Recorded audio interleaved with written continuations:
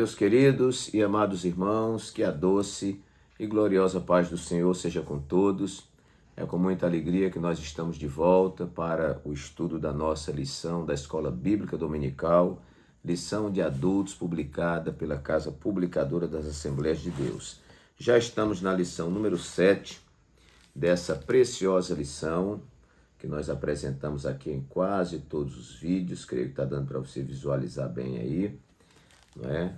A supremacia das Escrituras, a inspirada, inerrante e infalível palavra de Deus. Você leu a Bíblia toda em 2021? Nós fizemos um propósito aqui de leitura. Se não leu, se arrependa do seu pecado e agora em 2022 faça esse propósito muito especial de ler a palavra de Deus. E eu quero dar uma boa notícia para os irmãos. Muitos irmãos que entraram nessa maratona sadia de leitura da Bíblia estão dizendo: pastor, eu li o ano passado e estou lendo de novo. Quer dizer, já está se construindo um hábito de leitura da palavra de Deus. E todo mundo sabe qual é o fim desse filme. Isso é um grande avivamento.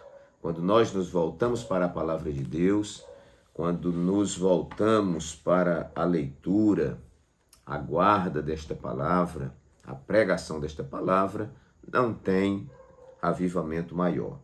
Muito bem, queridos, nesta lição tão preciosa, nós já estudamos alguns tópicos muito interessantes, como, por exemplo, a autoridade da Bíblia, a inspiração divina da Bíblia, a inerrância da Bíblia, a estrutura da Bíblia, como ler as Escrituras, olha que maravilha, a Bíblia como um guia para a vida. E agora a lição número 7, uma lição de uma temática bastante simples, que é a Bíblia transforma as pessoas. Muito bem, é sobre isso que nós iremos estudar nesta semana. Então, trataremos aqui da lição número 7 para 13 de fevereiro de 2022, cujo título é A Bíblia transforma as pessoas. Todas as nossas lições, os irmãos veteranos aqui no canal sabem que nós comentamos em 10 tópicos que ajudam a muita gente por aí. Se você está acessando esse canal pela primeira vez, eu proponho que você assista todo o vídeo, e depois você faz a sua avaliação. Eu acredito que seja de muito bom proveito. Se eu estivesse pesquisando canais do YouTube, da internet, aí para poder reforçar o meu estudo e encontrasse esse canal, eu não deixaria de me inscrever e muito provavelmente dar o meu like aí também. Então se inscreva, deixa aí o seu joinha, o seu like, você ajuda o canal, compartilhe com outras pessoas. Você tem aí na sua rede de amigos muita gente e você pode repassar. Essas pessoas vão estudar a palavra de Deus e creio que vão levar muita lição prática para a sua vida. Também aí tem o local onde você pode fazer um comentário, faça o seu comentário, a sua crítica, se você tem a fazer, e nós aceitamos porque nosso intuito é melhorar e lhe servir da melhor forma possível. Então, queridos, nós vamos ver aqui o nosso texto áureo, que é um versículo básico que creio que todos nós, temos que ter decorado. Se não tem decorado, decore, porque ele é um texto para ser memorizado, que diz: porque a palavra de Deus é viva e eficaz, e mais penetrante do que qualquer espada de 2 gumes, e penetra até a divisão da alma e do espírito, e das juntas e medulas, e é apta para discernir os pensamentos e intenções do coração. Hebreus, capítulo 4, versículo 12. A verdade prática nos diz: a palavra de Deus é viva, anula os conselhos das trevas e nos torna humildes diante de Deus. Nossa leitura bíblica se encontra em 2 cartas.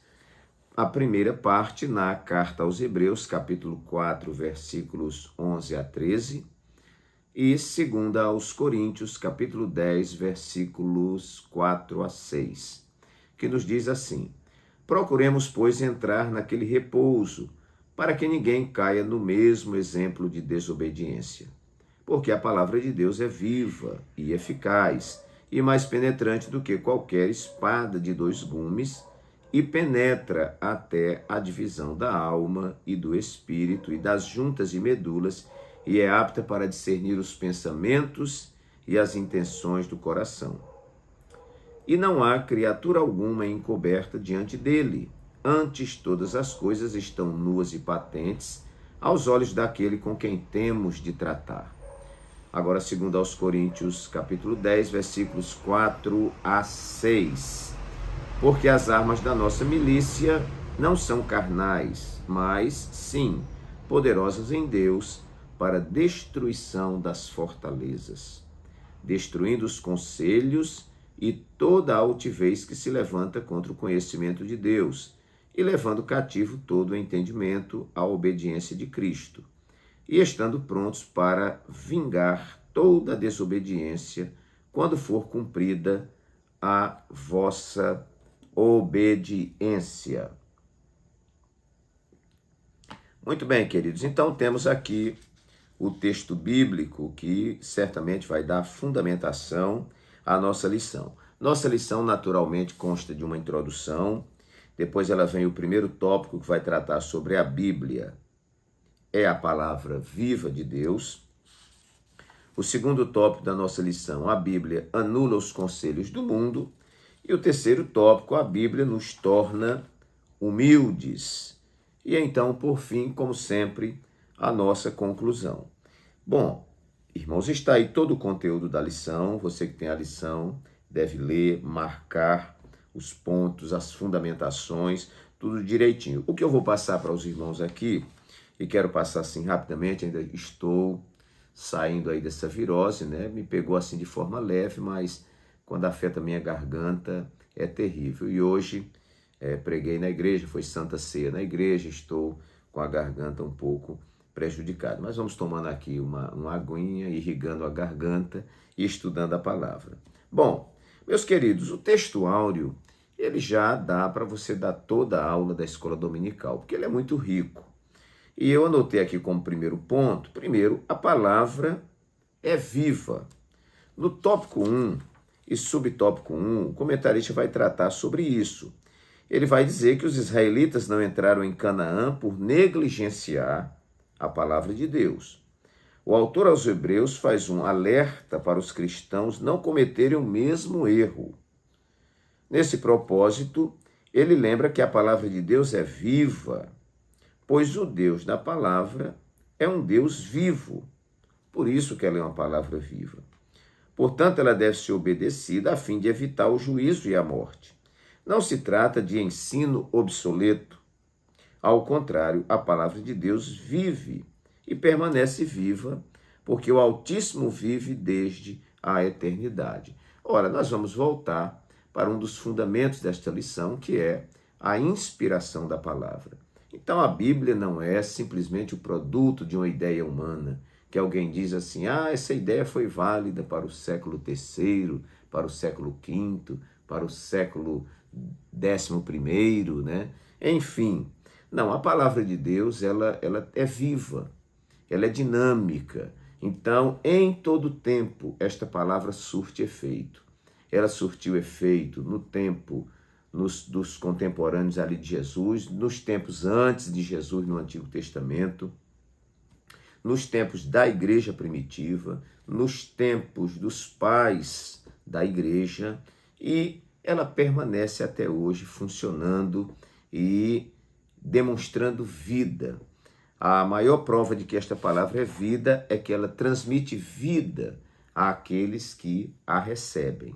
Então, nosso primeiro tópico aqui é apresentar esta palavra como palavra viva, uma palavra dita há muitos séculos atrás, hoje ela permanece viva, se cumprindo como fora falada há muitos séculos atrás. Então, isto é viva, é uma palavra viva porque vem de um Deus vivo e que transmite vida às pessoas. Em segundo lugar, meus irmãos, o texto vai dizer que a palavra é eficaz. E aqui eu gostaria de fazer uma diferença entre o eficiente e o eficaz. O eficiente é quando você empreende todos os seus esforços, você faz da melhor maneira que você sabe fazer e você, infelizmente, não alcança o resultado por completo, mas você deu tudo de si. Isso é eficiência. Agora, eficácia é quando você emprega o melhor de si e você tem um resultado esperado, 100% conforme desejado. Então, a palavra de Deus, ela não é só viva, mas ela é também eficaz. Nós vamos ver aqui ainda no tópico 1 e subtópico 1, que fala dessa eficácia da palavra, né? Então, esta palavra é igualmente eficaz, está lá no finalzinho. Isto é, opera a vontade de Deus. Jamais, olha só, jamais volta vazia e sempre realiza o seu propósito. É aquele texto que nós temos lá em Isaías, capítulo 55, me parece que a partir do versículo 9, 10 ou 10 e 11, alguma coisa assim, que diz, né, que assim como a chuva e a neve descem do céu e para lá não tornam, sem que antes cumpra o seu propósito, que é dar semente ao semeador e pão àquele que come, o Senhor diz, assim será a palavra que sair da minha boca, ela não voltará vazia. Às vezes, irmãos, nós pregamos a palavra e as pessoas não aceitam e você pensa que perdeu o seu tempo. Mas a gente precisa crer nesta palavra. Ali foi jogada uma semente. Então, abre a tua boca e não te cales, né? Fale. Às vezes, essa semente está dentro daquele coração. E essa pessoa viaja para São Paulo, viaja para o Rio de Janeiro, viaja para outro lugar, e daqui a pouco essa semente brota em algum lugar. Então, irmãos, não depende de nós. Uma questão é, será que a palavra que estamos transmitindo é a palavra de Deus? É um ponto a se considerar. Se não é, não há nenhuma responsabilidade de Deus sobre esta palavra. Mas se a palavra que você fala é a palavra de Deus, creia que esta palavra terá um fiel cumprimento. Então, isso é muito importante. Esta palavra, ela é eficaz. A gente pode ter certeza que essa palavra foi lançada e que no devido tempo essa semente vai brotar. E o propósito de Deus vai se cumprir cabalmente, obviamente. Como é que é o nome disso? Eficácia. Terceiro lugar, a palavra é penetrante. Vamos lá no primeiro tópico e o subtópico 2. O texto sagrado descreve as escrituras como mais penetrante do que qualquer espada de dois gumes. O uso figurado da espada de dois gumes simboliza que a palavra de Deus é tão bem afiada que nada existe que ela não possa traspassar. Nenhuma resistência humana consegue impedir a ação da espada do Espírito. Assim, a palavra penetra até a divisão da alma e do espírito e das juntas e medulas. Significa que ela atinge o âmago, o interior, o mais profundo do nosso interior. Examina os segredos obscuros e revela o nosso verdadeiro caráter. Ainda expõe os desejos de nossa alma e os conflitos entre o nosso espírito e a carne. Então, queridos, essa palavra não é só viva, não é somente eficaz por cumprir o seu propósito, mas ela é penetrante. E esse texto me faz lembrar do texto lá de Jeremias, se não me engano, 23 e 23 ou 23 e 29, uma referência assim. Se não me perdoe que às vezes vem o versículo, mas eu não estou anotado assim, porque não estava no script, né? Mas diz lá, não é a minha palavra como fogo e como martelo que esmiuça a penha. Então esta palavra, ela quebra a penha, né? Mas ela também como espada. E veja que uma espada amolada dos dois lados, né? Você vê que uma faca só é amolada de um lado e ela penetra com facilidade um corpo, né? Uma fruta, alguma coisa assim. Imagine uma espada que é amolada dos dois lados. Não haverá resistência para esta palavra gloriosa, né? Então, ela é penetrante, penetra e penetra até o mais profundo, né? Veja que A Bíblia diz que esta palavra penetra até a divisão da alma e do espírito. Nenhum teólogo até agora conseguiu mostrar com clareza onde fica esta fronteira. Né? Às vezes, há teólogos que confundem até alma com espírito, aqueles que são dicotômicos. Né? Nós cremos na tricotomia, corpo, alma e espírito. Onde está essa divisão? Não sei, Deus o sabe. Mas a espada da palavra vai até essa divisão. Significa dizer, e a síntese de tudo isso é que essa palavra, ela vai aos lugares mais profundos e mais íntimos da nossa vida. Os irmãos sabem que nós temos lugares no nosso coração, quartos no nosso coração, que nós não entregamos a chave a ninguém. Mas a palavra não quer saber se tem fechadura, se tem cadeado. A palavra vai até a divisão da alma e do espírito, das juntas e medulas, ou seja, vai até o tutano do indivíduo. Né? Então, que bom que a palavra consegue cumprir cabalmente esse seu propósito e ter esse poder de penetração na vida do homem, nos seus lugares mais secretos e mais obscuros. Louvado seja o nome do Senhor. Vamos para o nosso quarto tópico, então. A palavra discerne a intimidade, ou seja, os pensamentos e intenções do coração. Tópico 1 e subtópico 3 vai tratar sobre isso, que diz que a palavra de Deus é apta para discernir. A mensagem bíblica também é apta para discernir os pensamentos e intenções do coração. Nada está imune ao discernimento da palavra de Deus. Até os nossos pensamentos mais íntimos e as nossas motivações mais espúrias são desvendadas. Os pecados escondidos são revelados. A hipocrisia, a rebeldia são desmascaradas. Coisa alguma pode ser escondida de Deus. Toda a verdade é exposta aos olhos daquele com quem temos de tratar. A palavra tem isso. Porque, meus queridos, uma coisa é a nossa ação. Outra coisa é a motivação que gera a ação. Né? Então, a ação é aquilo que está sendo expresso, todo mundo está vendo, e muitas vezes essa ação ela é revestida de uma capa que nós chamamos de hipocrisia. Não é? Ela muitas vezes se mostra de uma forma que não é a realidade. Mas a palavra, ela vai onde existe a realidade. Então, a pessoa pode estar coberta com uma capa, pode estar oculto, mas esta palavra, né, que conhece o íntimo do homem, né? Deus que inspirou esta palavra conhece a intimidade do homem, conhece a estrutura humana, conhece o pensamento humano.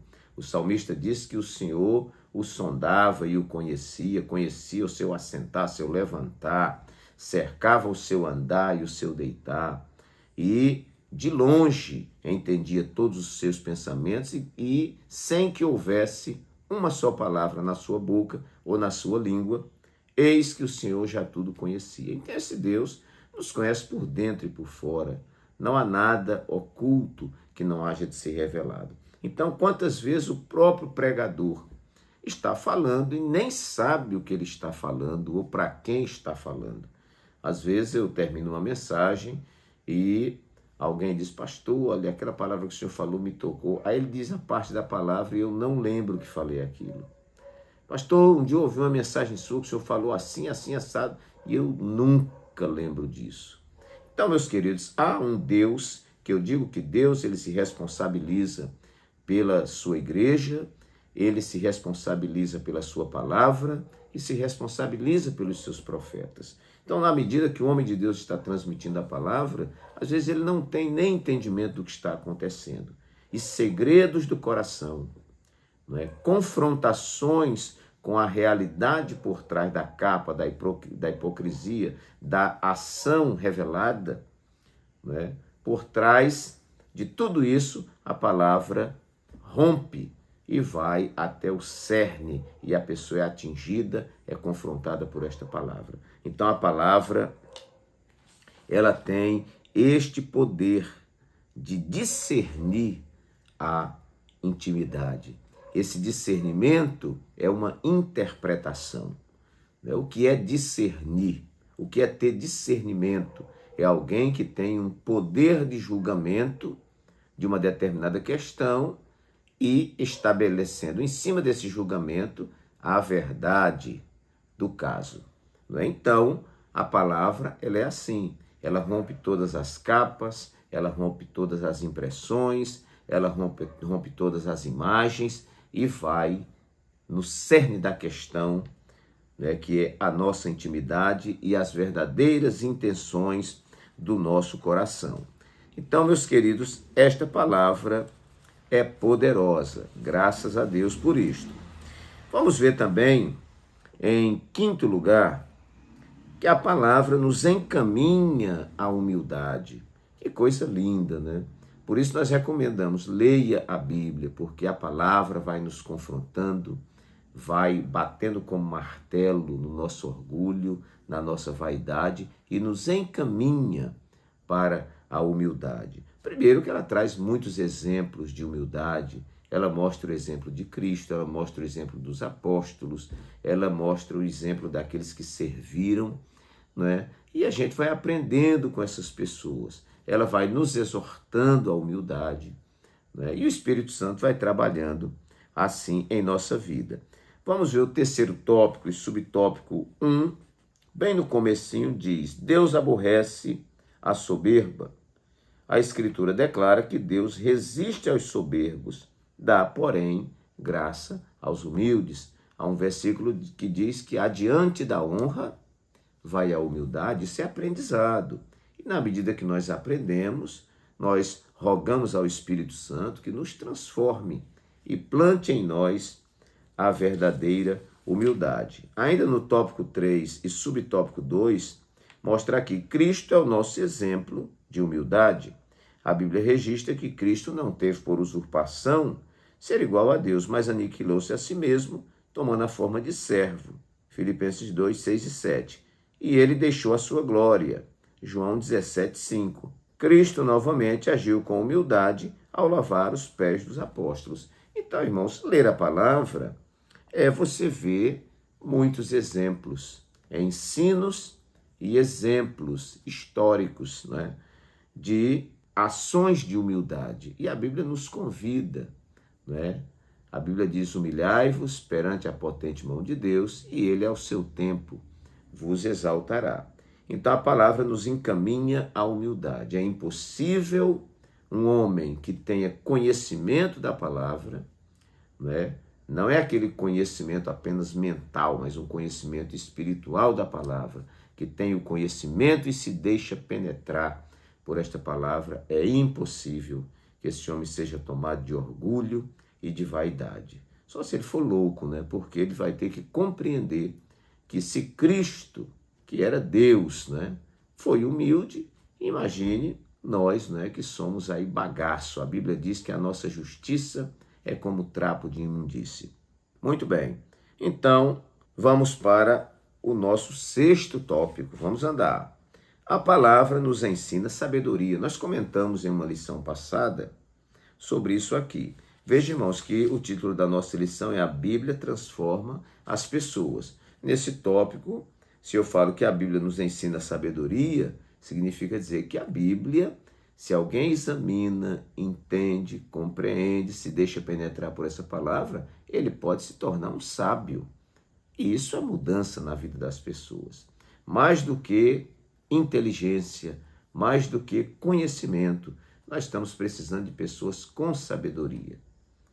Nós conhecemos pessoas que não eram intelectuais, mas eles tinham sabedoria para interpretar as questões do cotidiano, para discernir as questões do cotidiano e para trazer respostas apropriadas para as questões do cotidiano. O nome disso é sabedoria. E eu oro nesse dia para que o Senhor nos dê sabedoria. Nós precisamos. Existe um dom denominado palavra da sabedoria, que Deus nos dê. Eu gostaria muito que Deus me desse palavras de sabedoria. Isso é muito importante, irmãos, porque às vezes nós estamos em um lugar, tem muita gente com conhecimento, muita gente que tem muita experiência, mas a confusão está instalada e falta alguém que traga uma palavra que convença a todos e que a paz seja estabelecida. O nome disso é palavra de sabedoria e que sempre dá certo. Isso é muito bom. Sétimo lugar, coloquei apenas um tópico aqui que você pode ampliar, né? A palavra nos corrige. Nós estamos falando, vou voltar, a Bíblia transforma as pessoas. E na medida em que a palavra nos corrige, eu nem anotei referência, porque você examina as cartas paulinas, as cartas gerais, você vai ver cartas de exortação, de correção e tudo mais. Você vai ler nos evangelhos os ensinos de Jesus e nós vamos ver Jesus corrigindo pessoas da sua época. E nada foi escrito que não seja para o nosso proveito. Tudo que foi escrito para o nosso proveito. Então, se a gente vê Jesus corrigindo a Pedro, aquela correção é para mim e para você. Pedro nos representa. Vê Jesus corrigindo João, corrigindo Tomé, corrigindo Bartolomeu, enfim. Essa correção é para nós também. Então a gente vê algo que é vivido nos dias de Jesus, nos dias da igreja primitiva, não é? Nos dias ali do Novo Testamento, da produção do Novo Testamento, da constituição das igrejas. Paulo, que fundou muitas igrejas e mandou cartas corrigindo, como a gente vê Paulo corrigindo a igreja de Corinto sobre os partidarismos, sobre a Santa Ceia deturpada, enfim, e uma série de coisas. E aquilo não é para a gente ficar olhando e rindo da cara dos coríntios, não. Aquilo é para a gente tomar para a gente, porque eles nos representam também. Eu digo sempre que as pessoas são iguais, né? Nós somos o mesmo povo que saiu lá do Egito, que atravessou o Mar Vermelho e que andou no deserto dando trabalho para Moisés. Se pegasse essa geração de hoje e colocasse lá para trás, era o mesmo filme, porque o ser humano tem esses defeitos. A sua natureza é naturalmente pecado. O homem é inclinado para o mal. Então nós só o trocamos de roupa. Não adianta olhar para o passado e dizer, mas que povo desobediente, se eu tivesse lá ia ser diferente, era a mesma coisa. Se Jesus viesse hoje, talvez ele não vivesse nem até os 33 anos, ele morresse antes, né? Então, é essa geração caída, essa geração inclinada para a morte, inclinada para o pecado, para o mal, não é? Então, isso é que nos faz ter esse tipo de procedimento. E aí, meus queridos, vem a palavra de Deus e nos corrige. E graças a Deus, os nossos cultos de ensino são cultos que não têm só mensagem de consolação. Nossos cultos têm as mensagens de correção, de exortação, para que as pessoas mudem o seu comportamento, para que as pessoas se enquadrem no ensino da palavra. Então a palavra nos corrige, e na medida que corrige, ela transforma as nossas vidas. Oitavo lugar, a palavra destrói os falsos argumentos. O argumento existe até quando chega o contra-argumento com força. Né? Então, às vezes um argumento prevalece por muito tempo porque não tem um contra-argumento. E aí cada um fica com a sua construção de verdade. As verdades dos homens são relativas, são verdades de conveniência, mas graças a Deus que nós temos a verdade absoluta, que é a palavra de Deus. Onde a palavra de Deus chega a verdade. Jesus é a palavra é Jesus. E Jesus disse, eu sou o caminho, sou a verdade e eu sou a vida. Né? João vai escrever dizendo que no princípio era o verbo, a palavra, né? E o verbo era Deus, e o verbo estava com Deus. Todas as coisas foram feitas por ele, e sem ele, nada do que foi feito se fez. Então a palavra, que é a verdade absoluta de Deus, destrói os falsos argumentos. Vamos ver aqui o tópico 2 e subtópico 3, que diz, a Escritura diz que o poder de Deus também destrói conselhos. A Bíblia, na versão Nova Almeida atualizada traduz como raciocínios, então ela destrói os raciocínios falaciosos. São premissas falsas usadas para afastar as pessoas da verdade. Se aplica às ideologias anticristãs. Irmãos, como tem surgido ideologias anticristãs? Eu me entendo como gente assim, tudo a partir da década de 70. Parece que tudo que era certo hoje é errado. E o que era errado hoje está certo. Eu estou vendo os valores de cabeça para baixo, tudo invertido, e nunca vi como hoje tão nítidas as palavras de Jesus. O mundo jaz no maligno. É incrível, não é? É capaz do pai de família ser preso e o bandido ser galardoado, não é? É capaz de um mentiroso receber troféu e o homem que fala a verdade, ele ser punido. Então nós estamos vivendo um tempo onde, me parece que foi Rui Barbosa que disse, ele disse, chegaria o tempo em que os homens teriam vergonha de ser honesto. Parece que você ser honesto hoje é você ser um bestão, um tolo, um otário, não é? Mas, meus queridos, vamos nos segurar com a verdade, porque a Bíblia diz, ninguém pode contra a verdade. Então, vamos nos segurar com a verdade de Deus. Então, essas ideologias anticristãs, como aí o ateísmo, relativismo, secularismo, marxismo, as heresias que contradizem a mensagem da cruz, o método cristão para anular esses sofismas é a persuasão por meio da verdade da palavra de Deus. Não é a minha verdade, não é o que eu acho, o que eu penso, é a palavra de Deus. Onde chega a palavra de Deus, a verdade verdadeira, vamos dizer assim, não é? Todo argumento falacioso, todo argumento ardiloso, né? Ele cai por terra em nome de Jesus. Nono lugar, apenas para nós completarmos aí os nossos 10 tópicos, a palavra nos consola, não é? Consolação também fala de mudança. Alguém está num estado de tristeza, de decepção, de angústia, de depressão e de repente vem aquela palavra de consolo. E os irmãos sabem que uma palavra pode ressuscitar uma pessoa. Já vi pessoas que estavam no fundo do poço. Uma palavra de Deus foi capaz de ressuscitá-la e ela se tornar uma nova pessoa. O que é isso? A palavra nos consola. A palavra não só nos exorta, redargue, mas esta palavra também consola. Quando nós lemos os salmos, a maioria deles são salmos que consolam a nossa alma. O Senhor é o meu pastor, nada me faltará. Que salmo maravilhoso, né? Salmo 46, Deus é o nosso refúgio e fortaleza, socorro bem presente na angústia. Quem é que escuta uma palavra dessa e não se levanta na hora, né? Então, meus queridos, a palavra nos consola. E em último lugar, eu coloquei, isso aqui é muito interessante, é todo um conjunto elaborado dentro da palavra, a palavra nos converte. Isso é importante. O que é conversão? É você mudar de direção. Você estava indo naquela direção e você agora voltou para essa direção. A palavra nos converte. João Batista pregou dizendo, arrependei-vos e convertei-vos, para que sejam apagados os vossos pecados e venham assim os tempos do refrigério do Senhor. Como acontece essa conversão? Pelo ouvir da palavra. O crer vem pelo ouvir e o ouvir pela palavra de Deus. E quando nós ouvimos esta palavra, nós nos arrependemos dos nossos pecados, choramos amargamente, tristemente o nosso pecado, mudamos a nossa mente. Isso é arrependimento.